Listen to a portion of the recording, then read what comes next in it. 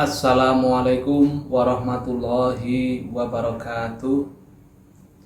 Alhamdulillahirabbil alamin wa bihi nasta'inu ala umurid dunya waddin wa ala alihi wa sahbihi ajma'in.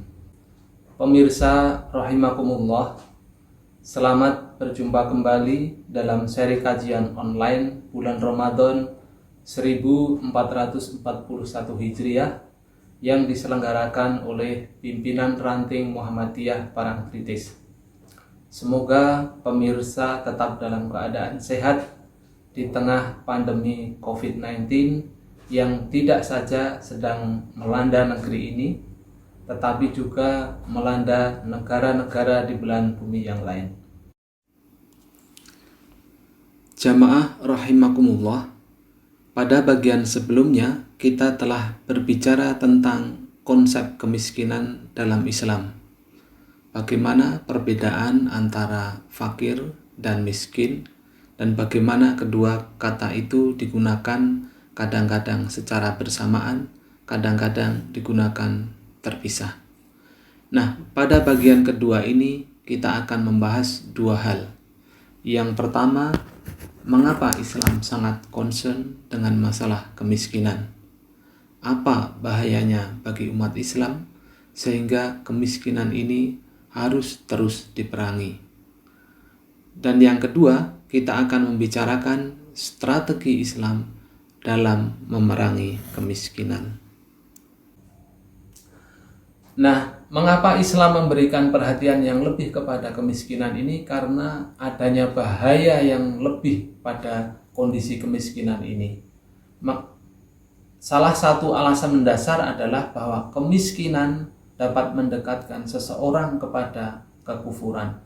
Sebagaimana sabda Nabi bahwa kemiskinan itu dekat kepada kekufuran. Kadal faqru ayyakuna kufran. Jika seseorang sudah dekat dengan kekufuran, maka peluang untuk jatuh dalam kekufuran itu sangat besar. Hadis ini setidaknya memiliki 3 makna sebagai berikut. Pertama, orang-orang miskin harus selalu hati-hati atau waspada terhadap kemiskinannya. Hal ini disebabkan karena serba kekurangan dapat menggodanya untuk melakukan kemaksiatan. Yang kedua, ini merupakan peringatan kepada orang-orang kaya bahwa kemiskinan yang dialami saudara-saudaranya dapat mendorongnya kepada kekufuran, sehingga orang-orang kaya harus peduli kepada orang miskin. Dan yang ketiga, orang yang kaya harta bisa saja dia merasa miskin disebabkan lemahnya jiwa atau lemahnya iman.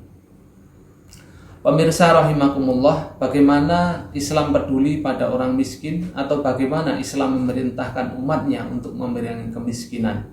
Mari kita perhatikan slide berikut. Islam setidaknya mengajarkan 3 strategi untuk berperang melawan kemiskinan.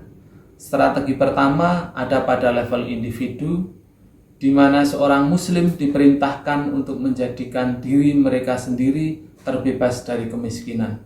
Puluhan ayat telah memerintahkan dan mengisyaratkan kemuliaan mencari rezeki untuk bekerja. Bahkan dalam Al-Quran disebutkan, seandainya kamu tidak dapat mencari rezeki di kampungmu, di tempat tinggalmu, di tempat mukimmu, maka pergilah di tempat lain, karena Allah memberikan jalan rezeki di tempat lain. Quran surah An-Nisa misalnya menyebutkan, barang siapa berhijrah di jalan Allah, niscaya mereka mendapati di muka bumi ini tempat hijrah yang luas dan rezeki yang banyak. Quran surah An-Nisa ayat 100.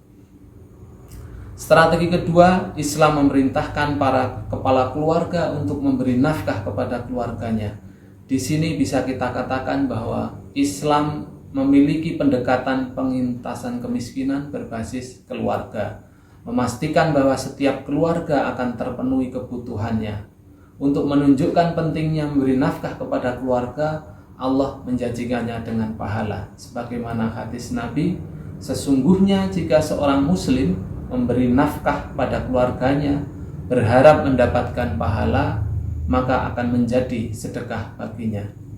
Strategi ketiga atau strategi terakhir adalah pendekatan pengintasan kemiskinan berbasis komunitas atau di masyarakat. Di sini setiap muslim, terutama yang mampu, diperintahkan untuk menyisihkan sebagian rezekinya untuk diberikan kepada kaum miskin yang lain.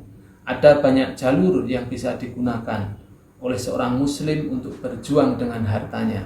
Bisa dengan zakat, mereka bisa membantu saudaranya dengan infak, sedekah, wakaf, hadiah, hibah, dan lain-lain.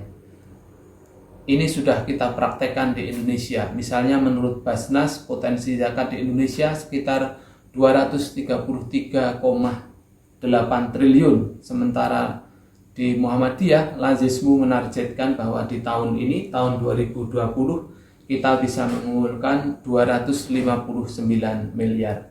Ini selaras dengan salah satu ajaran Kiai Haji Ahmad Dahlan yang disarikan dari Quran Surah Al-Ma'un, bahwa kita akan termasuk golongan orang yang menustakan agama jika kita tidak memiliki kepedulian kepada kaum miskin.